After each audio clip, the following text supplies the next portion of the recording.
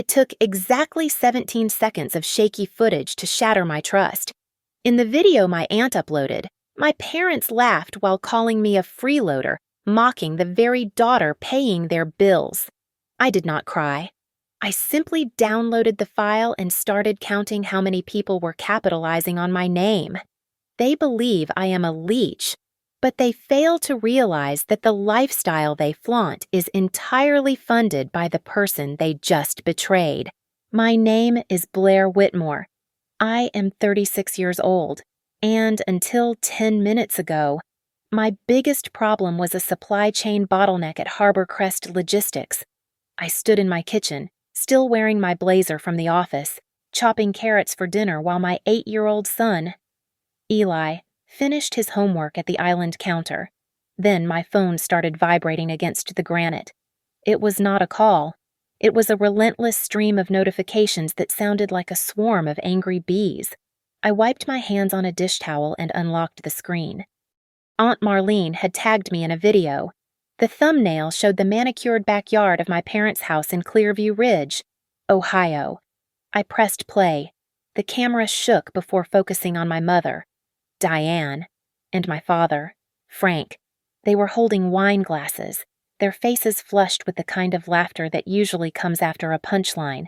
"She thinks she is independent," my mother said to the camera, her voice dripping with mock pity. "But who do you think owns that apartment? We let her stay there. She is such a freeloader, always asking for help." My stomach dropped. I paid the rent on that apartment. I paid the utilities. I even paid the property tax last year because they claimed they were short on cash. But in the video, they clinked glasses. It did not feel like a candid moment. The cadence of their words was too rhythmic. They were performing. They were not speaking to the family. They were speaking to an invisible audience I could not see. Mom, Eli looked up from his worksheet, his pencil hovering over a math problem. "What does, freeloader mean?" The word hung in the air, toxic and heavy. I forced a smile onto my face, though my jaw felt tight enough to snap. "It is just a silly word adults use when they are joking." I lied, turning back to the stove so he could not see my eyes watering. "Finish your homework. Honey, dinner is almost ready." I turned the volume down and played the video again, holding the speaker up to my ear. Beneath the cackling laughter of my parents, I heard a low, male voice in the background. It was faint, but distinct. "Keep saying that." So they believe she has no right to demand anything. My blood ran cold. This was not just mean-spirited gossip. This was a narrative. I scrolled down to the comments section. Most were the usual sycophantic praise for my saintly parents, but one comment from a user with no profile picture stopped me cold. It read, "You still do not know what they are using your name for yet." I dialed my mother's number immediately. She picked up on the second ring, heard the intake of my breath, and hung up without a word. I called my father. He sent the call to voicemail. A minute later, a text message appeared on my screen. "Don't make a scene. It was just a joke. You are too sensitive." I did not reply. I did not throw the phone. Instead, I opened my laptop on the kitchen counter. I screen recorded the video. I took screenshots of the timestamp, the caption, and every single person who had shared it.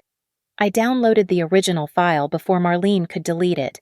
I archived the anonymous comment. The kitchen was dark now, the only light coming from the open refrigerator and the glow of my screen. I looked at the video one last time. My parents looked so happy, so secure in their cruelty. They thought I was the same desperate daughter who sought their approval. They were wrong. I stood there, clutching the phone like a piece of evidence at a crime scene. "If they want to make me a joke," I whispered to the empty room, my voice shaking with a cold, hard rage, "then I will let the whole city see who is really living off of whom." I spent the next 4 hours dissecting the fictional narrative of my dependency. My parents loved to tell the story of the poor, struggling single mother who needed their charity to survive. But the spreadsheets on my laptop told a very different story. I pulled up my bank statements from the last 60 months. every single month. On the first, a transfer of $2,200 left my account and went directly to Frank and Diane Whitmore. The memo line was always explicit rent and utilities. I dug deeper, cross-referencing their generosity with my withdrawals.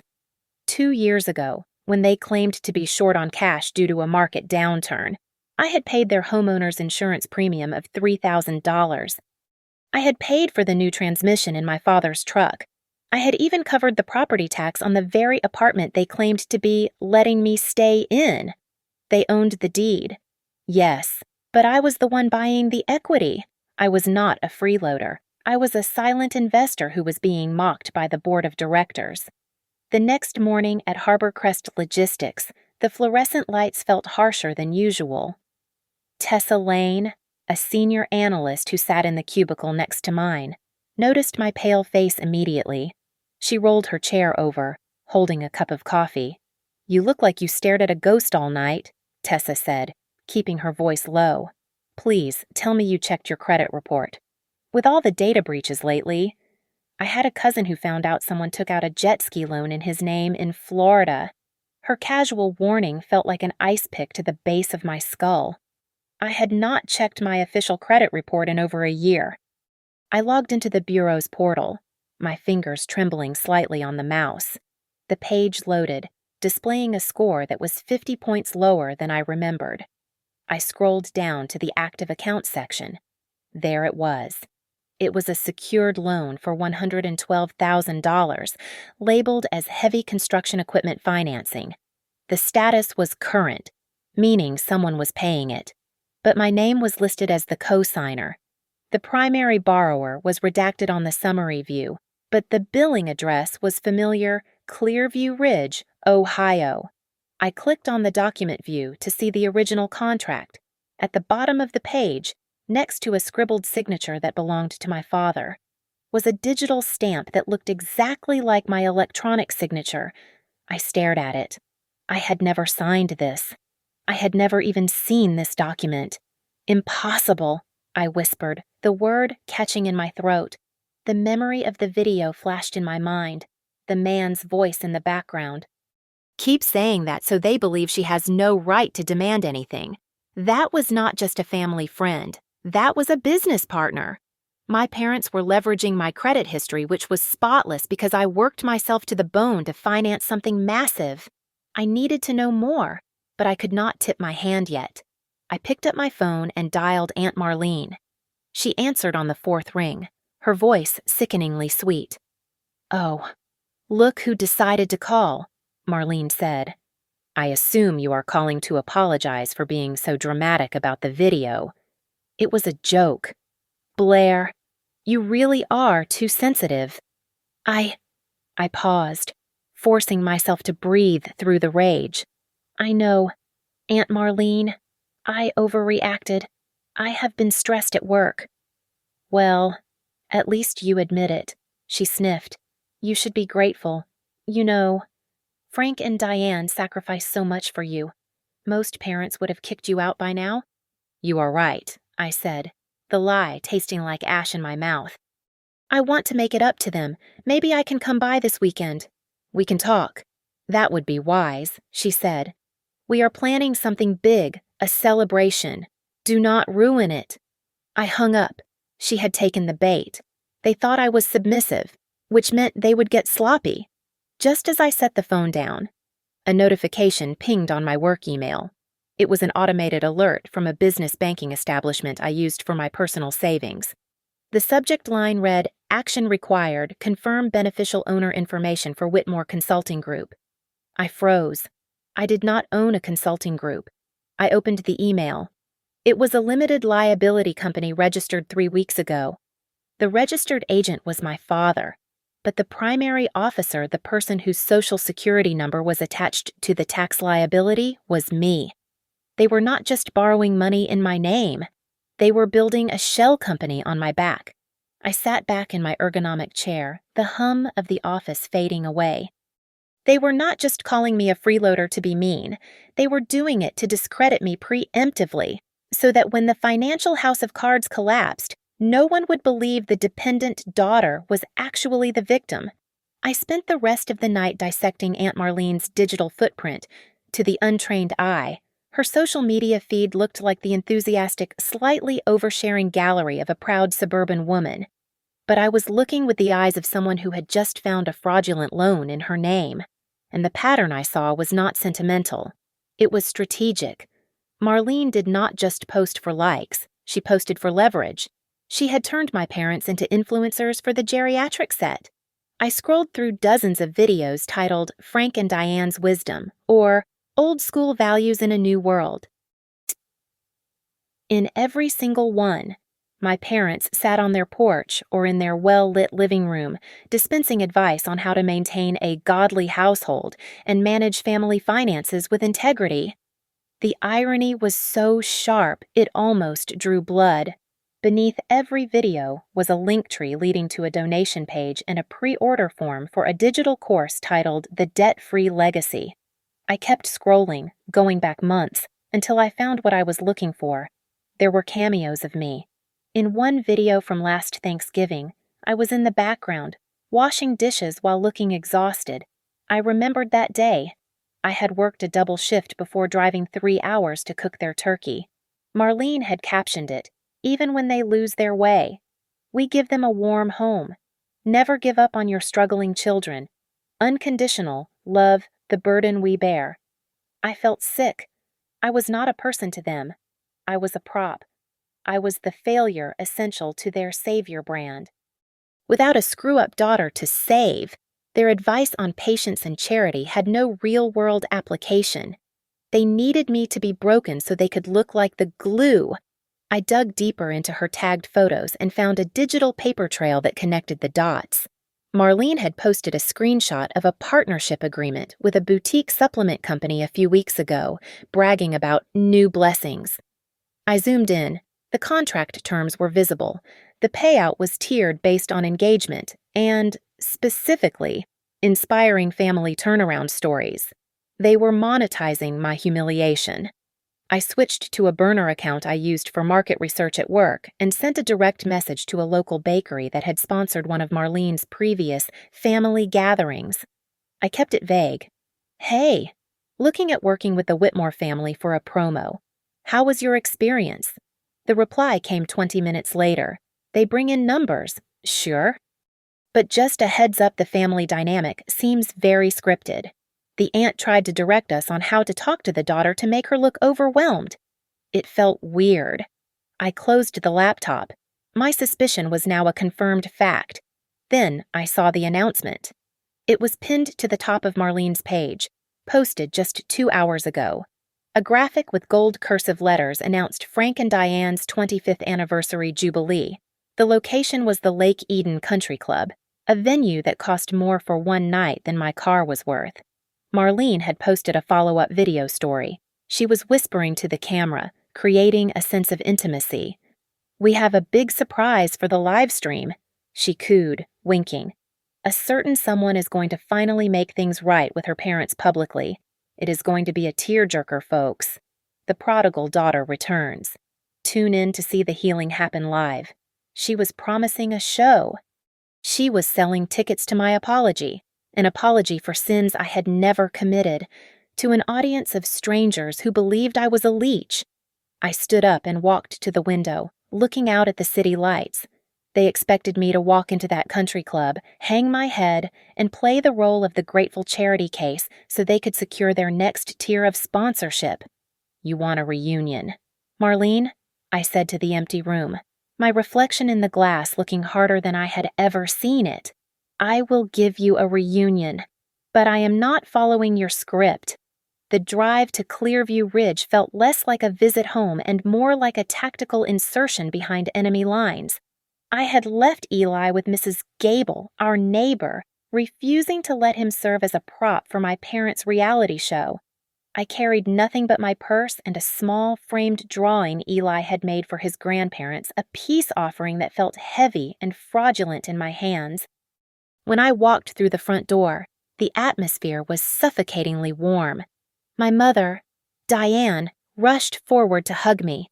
It was a performance, Her arms were tight, but her body was rigid, pulling away the second she thought the greeting had lasted long enough to look maternal to any onlookers.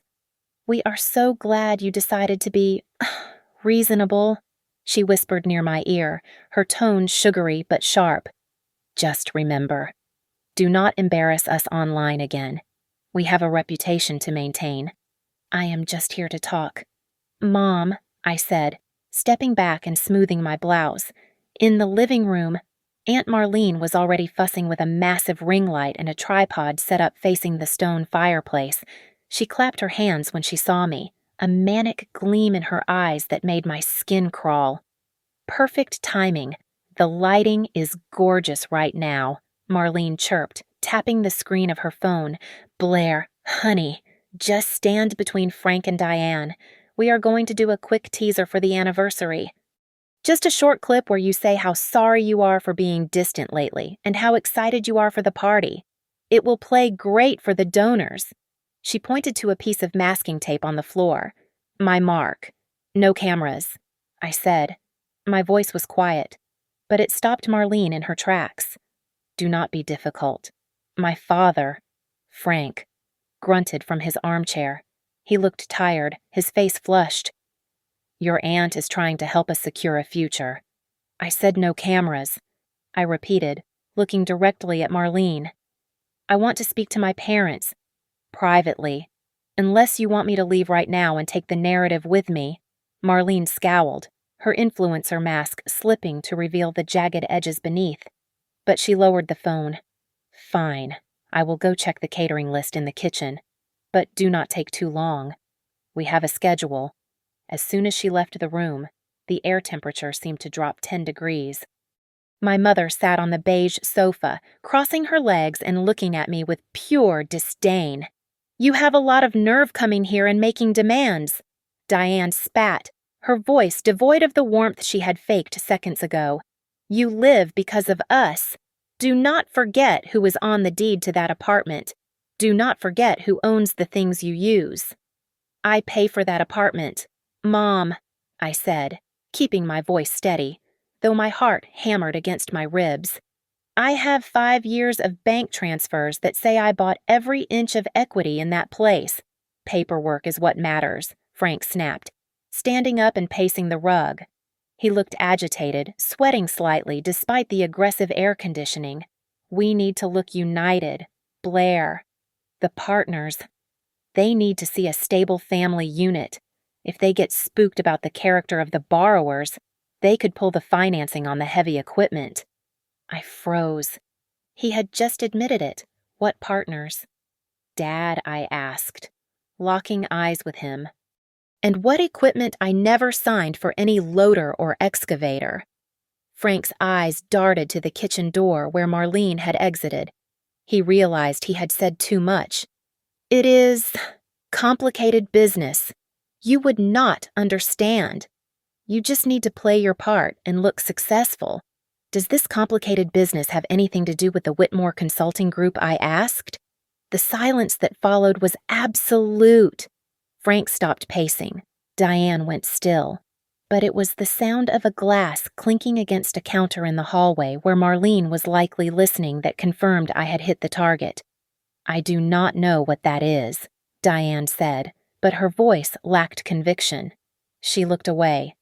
"Good," I said, letting the word hang there.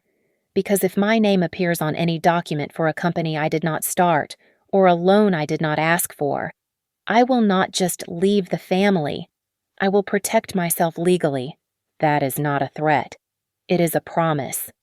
I turned to leave, needing to get out before I suffocated in their toxicity. As I passed the coffee table, I saw a thick cream envelope embossed with the logo of the Lake Eden Country Club. Sticking out of it was a printed sheet titled Potential Corporate Sponsors. Platinum tier. My eyes scanned the list automatically.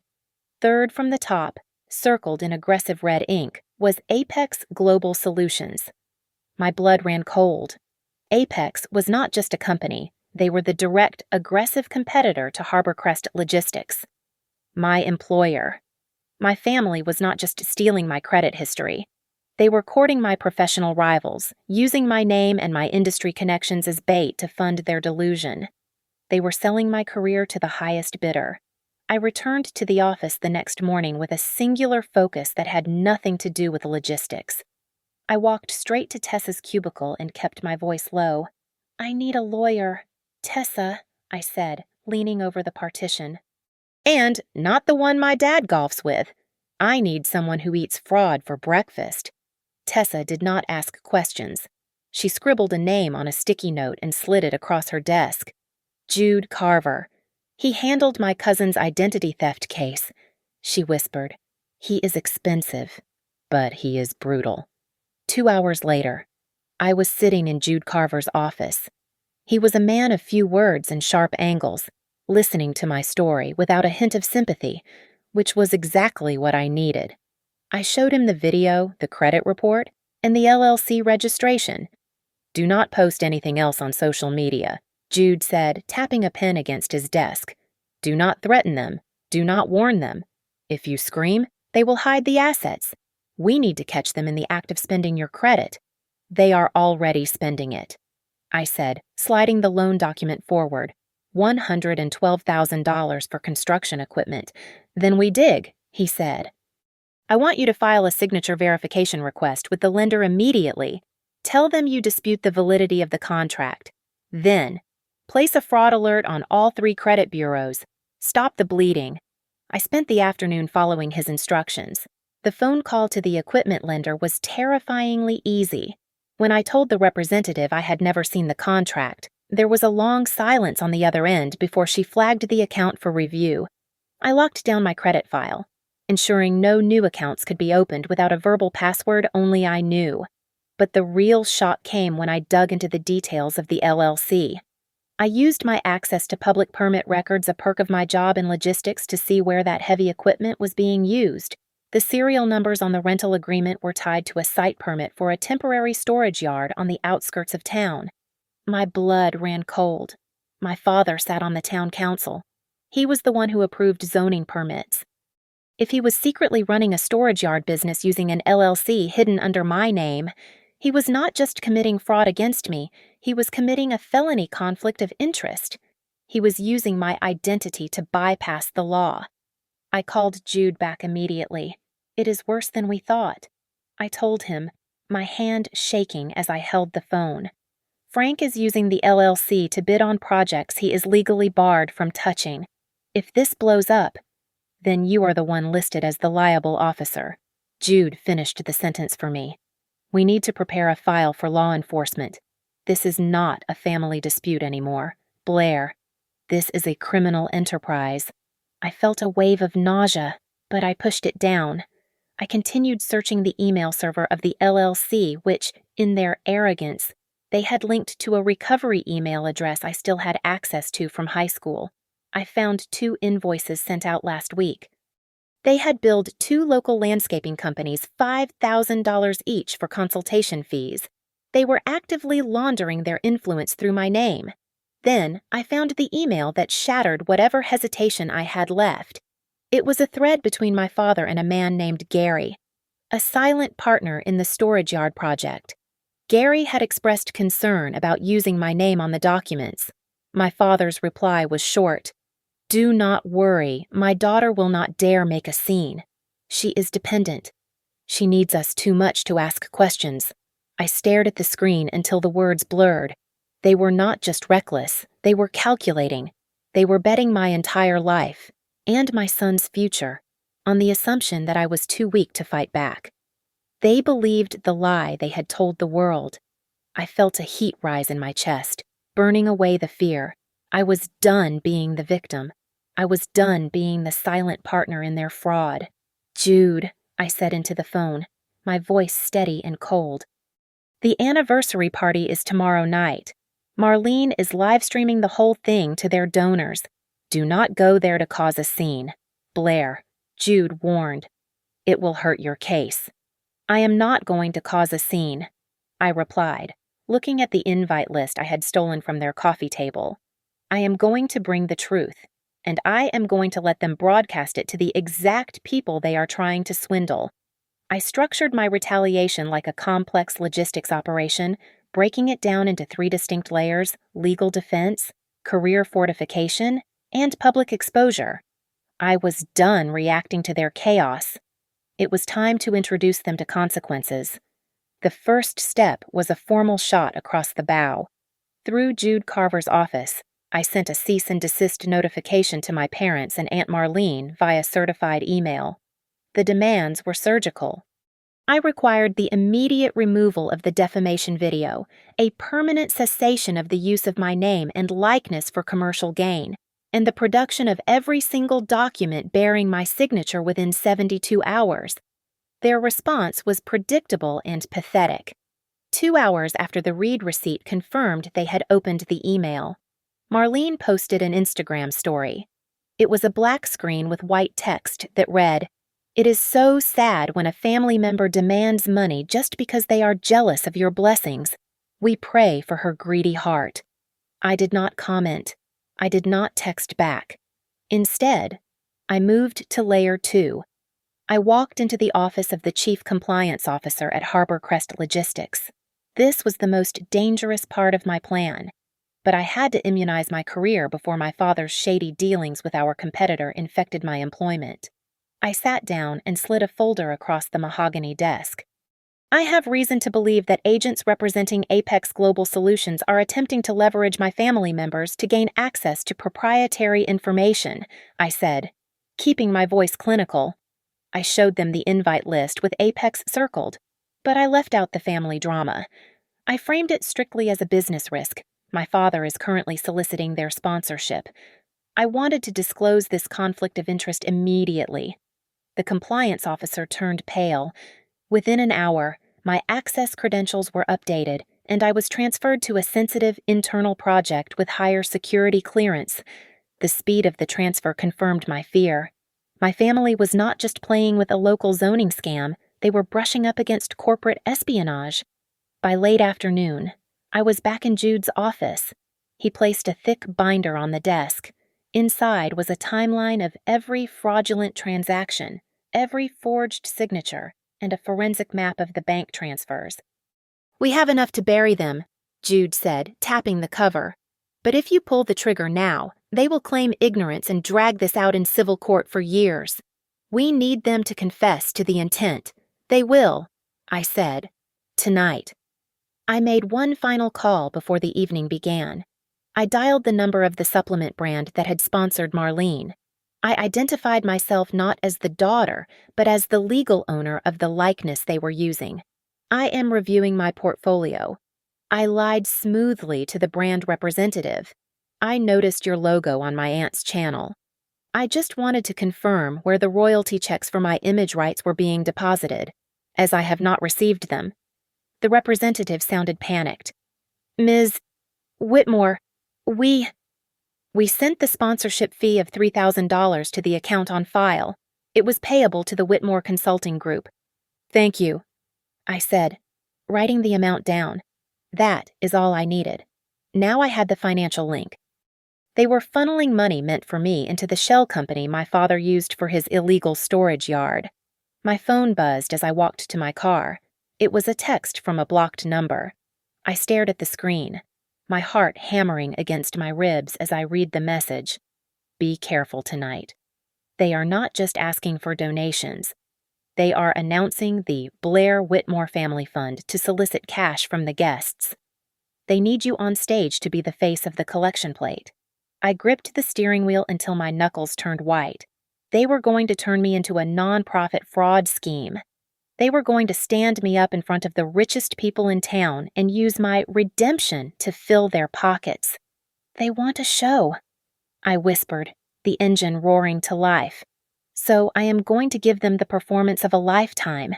The knock on my door came just before 6 in the evening. I checked the peephole and saw my mother standing there, holding a white bakery box tied with a satin ribbon. It was her signature move. She used sugar to glaze over conflict, expecting one slice of lemon cake to erase years of disrespect. I opened the door but blocked the entrance with my body. I did not invite her inside. "I brought your favorite," Diane said. lifting the box with a smile that did not reach her eyes. I thought we could have tea, and maybe, just maybe, we could hop on a quick live stream, just to tell everyone that this whole thing is a silly misunderstanding. I looked at the box, then back at her face. She was not here to apologize. She was here to do damage control for her brand. I am not going to do that. Mom, I said, my voice low and steady, and I am not going to sign anything else. Not a release form, not a loan application, and definitely not a witness statement for your viewers. Diane's smile vanished. She lowered the box, her grip tightening until the cardboard buckled. You are being incredibly selfish, she hissed, checking the hallway to ensure no neighbors were listening. If you were a good daughter, you would not be trying to humiliate us. We built a reputation. You are ruining it because you cannot take a joke. It was not a joke. I said, it was a business strategy. And I am done being the product. I closed the door in her face. I locked the deadbolt. My hands were trembling, not from fear, but from the adrenaline of finally drawing a line in the sand. 10 minutes later, my phone rang. It was my father. I took a deep breath, pressed the record button on my secondary device, and answered on speaker.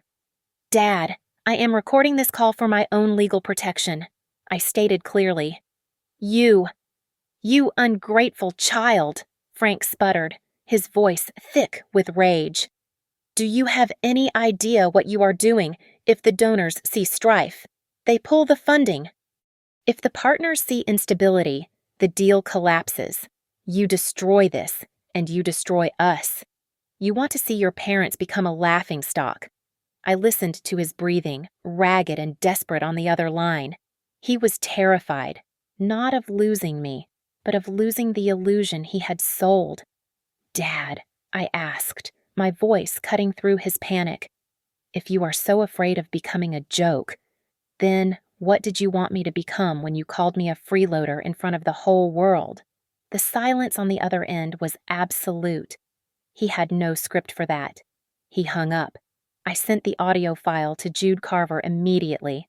An hour later, a notification popped up. Aunt Marlene had uploaded a new video titled Family Under Attack Dealing with a Traitor. The thumbnail was a black and white photo of me with a red X over my face. I did not watch it. I did not report it. I let it sit there. Every time they attacked me now, they were just digging the hole deeper for the lawsuit Jude was building. The hardest moment came when Eli walked into the kitchen. He looked small, his shoulders slumped. Mom, he said, looking at his socks. Tyler at school said his mom saw my aunt on the internet. He said, your family hates you. My heart shattered. I knelt down and pulled him into a hug, holding him tight enough to shield him from the world. Tyler is wrong, I said, pulling back to look him in the eye. My family is confused right now. They said some things that are not true.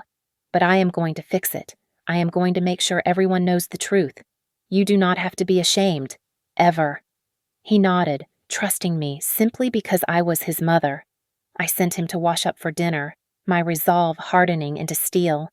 Then, my work phone buzzed. It was an encrypted message from Tessa. We have a problem. Its security flagged an external attempt to buy our contract bid data. The IP traces back to a shell company, but the contact email, it belongs to that guy Gary who keeps commenting, "Great vision, Frank, on your aunt's videos." I stared at the screen. This was not just a family grift anymore. My father's partners were using the connection to me to try and steal trade secrets from Harborcrest. They had crossed the line from moral bankruptcy into industrial espionage, and tomorrow night, at the country club, I was going to close the trap. I did not dress for a party. While my mother had likely picked out a pastel gown for herself to match the soft, healing family aesthetic she wanted to project, I put on my charcoal gray suit, the one I wore to negotiate contracts with hostile vendors. I pulled my hair back into a tight, severe bun. I was not going to the Lake Eden Country Club to celebrate. I was going to work. I packed my clutch with meticulous care. It did not hold lipstick or a compact. Instead, it held a USB drive containing the raw video files, a folder with printed bank statements highlighting the fraudulent transfers, and a backup phone fully charged. Jude Carver's advice from earlier that afternoon played on a loop in my mind. "Do not scream at them," he had said, leaning over his desk with eyes like flint. "If you scream, you look like the unstable daughter they described. Just put the truth on the table. Do it exactly when they are claiming to be saints." I checked my watch. It was 6 o'clock. I picked up my phone and called the event manager at the country club. "This is Blair Whitmore," I said when he answered. "I am confirming that I do not sign a release form for any commercial filming on the premises tonight. If I am live streamed, it is against my express written objection." "We understand." "Ms. Whitmore," the manager replied, sounding nervous. "But your aunt insisted she has a permit for a personal videographer." "I know she did," I said. "Just document my objection in your log." "That is all I need." I hung up and opened my banking app. I navigated to the security settings and scheduled a live verification call regarding the contested heavy equipment loan. I set the time for 8:30 in the evening. That was exactly when my father was scheduled to give his toast. It was a legal trap. When that phone rang, it would be a recorded line from a fraud department confirming identity theft in real time. Next, I drafted a final email to the supplement brand Marlene was shilling. "If my face appears on your sponsored livestream tonight for more than 5 seconds, my attorney will file a motion for damages by tomorrow morning." I hit send. My phone buzzed with a text from Aunt Marlene. "Get here early. Stand next to your mother and smile. The audience needs to see you are grateful. Do not ruin this blessings for us." I stared at the screen, feeling a cold detachment. She really believed she had won. She believed that because I had been quiet for 2 days, I had been beaten into submission. She had no idea that my silence was not surrender, it was ammunition. I walked into Eli's room. He was already asleep, clutching a stuffed dinosaur. I smoothed the hair back from his forehead. My parents and Marlene viewed him as a prop, a cute extra in their reality show of lies. They viewed me as a resource to be harvested until I was dry. "I am not doing this because I am angry," I whispered to the sleeping boy. "I am doing this so you never have to pay my debts." My phone rang again. It was an unknown number. I almost let it go to voicemail, but something made me answer. "Hello, is this Blair Whitmore?" The voice on the other end was female, shaky, and hesitant. "Yes, this is Blair." "My name is Raina Holt," the woman said. "You do not know me, but I saw the video your aunt posted. I saw the way your father looked at you." She paused, and I heard the sound of a lighter clicking on the other end, as if she needed a cigarette to get through the sentence. "Your father did business with my husband 3 years ago," Raina continued. "He used our family name to secure a permit for a subdivision that never got built. He blamed us for the failure. We lost our house, Blair. He made us look like criminals to cover his own tracks." I gripped the phone tighter. "Are you willing to say that publicly?" I asked. If it stops him, Raina's voice hardened. "Yes, I will be there in an hour." I ended the call and stood in the center of my living room. The pieces finally clicked into place. This was not just a toxic family dynamic. This was a business model. My parents and Marlene had been doing this for years, finding victims, using their credibility, draining them, and then discarding them to find the next host. I was just the latest target, but I would also be the last. I grabbed my keys and walked out the door. The storm was coming, and for the first time in my life, I was the one bringing the thunder. The ballroom at Lake Eden Country Club smelled of expensive lilies and desperation. A massive backdrop emblazoned with 25 years of Whitmore values stood behind the stage, bathed in soft, golden light. My parents stood in the center, their smiles practiced and rigid, while Aunt Marlene circled them with her phone on a gimbal, live streaming to her thousands of followers. When they saw me approach, Marlene grabbed my arm with a grip like a vice and pulled me onto the stage. "And here she is," Marlene announced to the camera. her voice trembling with theatrical emotion. The prodigal daughter returns. Blair used to struggle. She lived off her parents' kindness for so long, but thanks to Frank and Diane's tough love, she is finally understanding the value of family. I could see the stream of hearts floating up the screen of her phone. The audience in the room, a mix of local business owners and potential donors, clapped politely. I did not smile. I did not pull away. I stepped up to the microphone. "Actually, Aunt Marlene," I said, my voice projecting clearly through the speakers. "Could you play that video again? The one where Mom and Dad call me a freeloader? I think we need to clear up the context for everyone watching." Marlene blinked, confused. She thought I was going to apologize. She tapped the screen, and my parents' laughter from the backyard video echoed through the silent ballroom. "She is such a freeloader, always asking for help." I let the laughter fade before I turned to face my parents. "Mom, Dad," I said, holding up my folder, "I just want to clarify for the audience. When you called me a freeloader, were you referring to the $2,200 I transfer to your account on the first of every month for rent?" The room went dead silent. Diane's smile froze into a rictus of horror.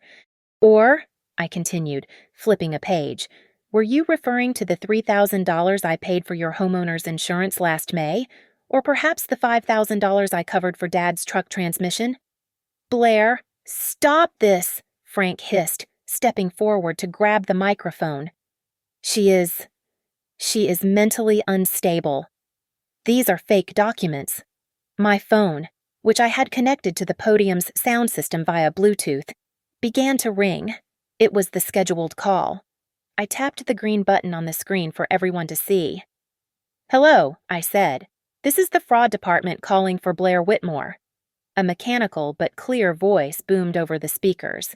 "We are verifying a reported identity theft regarding a secured loan for $112,000 for heavy construction equipment. The electronic signature on file has been flagged as fraudulent." The gasp from the audience was audible. Frank froze, his hand halfway to the microphone. The color drained from his face. Guests began to whisper, the words fraud and loan rippling through the crowd like a virus. "Turn it off!" Marlene shrieked, fumbling with her phone. "Technical difficulties. We are—" "Stop the recording immediately." A sharp voice cut through the chaos. Raina Holt walked into the ballroom, flanked by the club manager. She held a cease and desist letter in her hand. "You do not have permission to film here," Raina announced, her voice shaking with rage but loud enough to be heard. "And if you continue to broadcast, you will be sued for defamation and impersonation. I have the papers right here." The club manager signaled the tech crew, and the stage lights were cut abruptly, leaving us in the stark illumination of the house lights. Marlene lowered her phone, her face twisting into a snarl. "You little witch!" Marlene spat at me, abandoning her sweet persona. "You are just doing this because you are jealous." "You want to destroy us because you are miserable. I am not jealous," I replied, looking her dead in the eye. "I just decided to stop letting you use my name to sign contracts I never saw." Before Frank could scream, a man in a tailored tuxedo stepped out from the VIP section. It was Mr. Sterling, the owner of the largest real estate firm in the county and the event's primary sponsor. He walked right up to the stage, ignoring my parents, and looked at me. "Ms. Whitmore," Mr. Sterling said, his voice cold and authoritative. "Did you say you did not authorize the use of your name?" "I did not," I answered. "Mr. Sterling turned to my father. "I wrote a check for $10,000 to the Whitmore Consulting Group this morning," he said, the volume of his voice rising. "I was told it was a female-owned enterprise run by your daughter to handle logistics for the new storage yard project. If she is not involved, then you just stole my money." Frank opened his mouth, but no sound came out. He looked at the crowd, then at the sponsor, and finally at me. The house of cards had not just fallen, it had incinerated. "I want my money back," Mr. Sterling demanded, pulling out his phone. right now. Or I am calling the police to report wire fraud. The silence in the ballroom was broken by the sharp, amplified voice of Jude Carver. I had patched him into the sound system the moment Mr. Sterling threatened to call the police. "This is Jude Carver, attorney at law." Jude's voice boomed from the speakers, cutting through the murmurs of the crowd.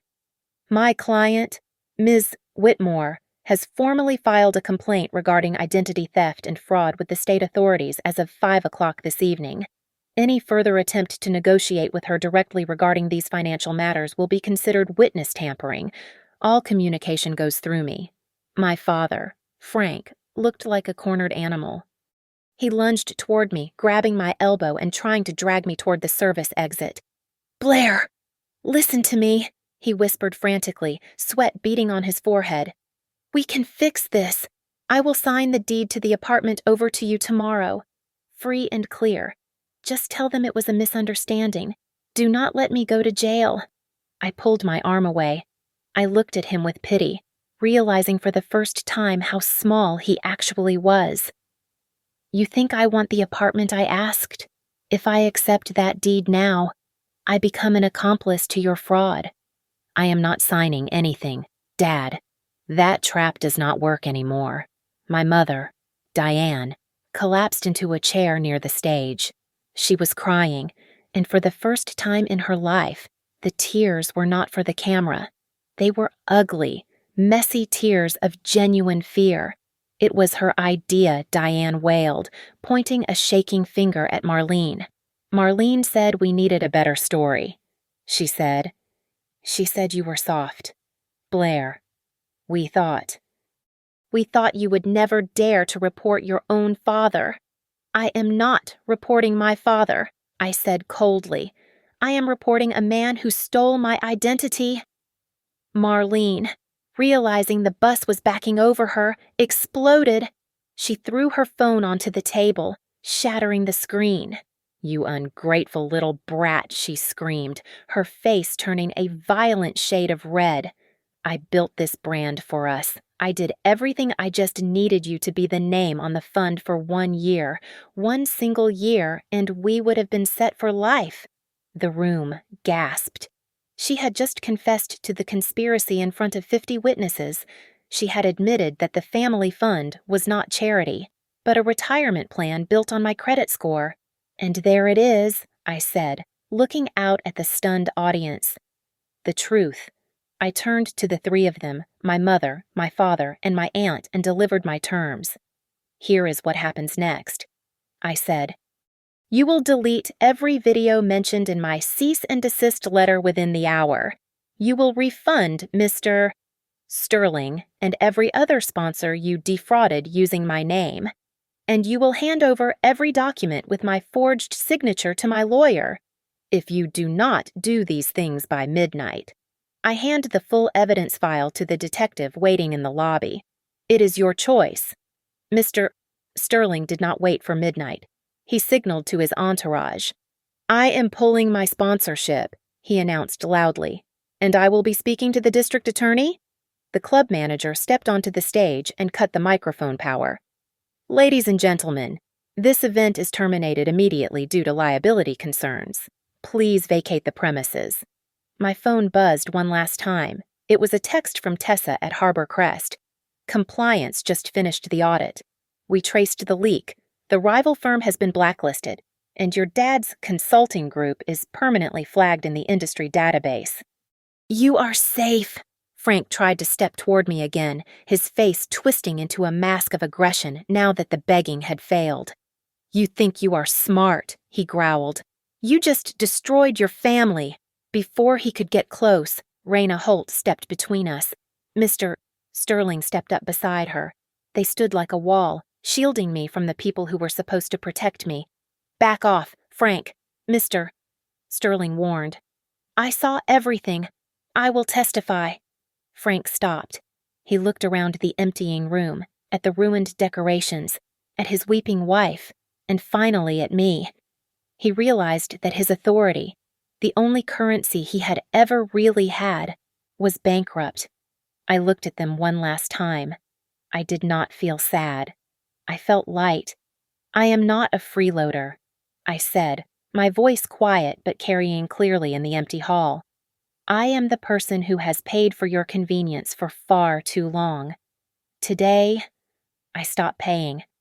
I turned to the three of them, my mother, my father, and my aunt, and delivered my terms. Here is what happens next, I said. You will delete every video mentioned in my cease and desist letter within the hour. You will refund Mr. Sterling and every other sponsor you defrauded using my name. And you will hand over every document with my forged signature to my lawyer. If you do not do these things by midnight, I hand the full evidence file to the detective waiting in the lobby. It is your choice, Mr. Sterling did not wait for midnight. He signaled to his entourage. I am pulling my sponsorship, he announced loudly, and I will be speaking to the district attorney. The club manager stepped onto the stage and cut the microphone power. Ladies and gentlemen, this event is terminated immediately due to liability concerns. Please vacate the premises. My phone buzzed one last time. It was a text from Tessa at Harbor Crest. Compliance just finished the audit. We traced the leak. The rival firm has been blacklisted, and your dad's consulting group is permanently flagged in the industry database. You are safe. Frank tried to step toward me again, his face twisting into a mask of aggression now that the begging had failed. You think you are smart? He growled. You just destroyed your family. Before he could get close, Raina Holt stepped between us. Mr. Sterling stepped up beside her. They stood like a wall, shielding me from the people who were supposed to protect me. Back off, Frank, Mr. Sterling warned. I saw everything. I will testify. Frank stopped. He looked around the emptying room, at the ruined decorations, at his weeping wife, and finally at me. He realized that his authority, the only currency he had ever really had, was bankrupt. I looked at them one last time. I did not feel sad. I felt light. I am not a freeloader, I said, my voice quiet but carrying clearly in the empty hall. I am the person who has paid for your convenience for far too long. Today, I stopped paying. I turned my back on them. I walked out of the double doors of the country club and into the cool night air. I did not look back at the chaos I had left behind. I pulled out my phone and typed a message to Eli. Mom is coming home. Tomorrow. We are going to get pancakes at that place you like. I got into the cab and watched the country club disappear in the rearview mirror. The debt was settled. My name was mine again. Thanks so much for listening to the story. If you enjoyed seeing justice served, smash that like button and make sure to subscribe to Victoria Revenge Stories for more satisfying drama. Also, hit that hype button to help this story reach more people. I would love to know where you are tuning in from. Drop your city or country in the comments below, and let's chat about what you would have done in Blair's shoes. Stay safe, and see you in the next video.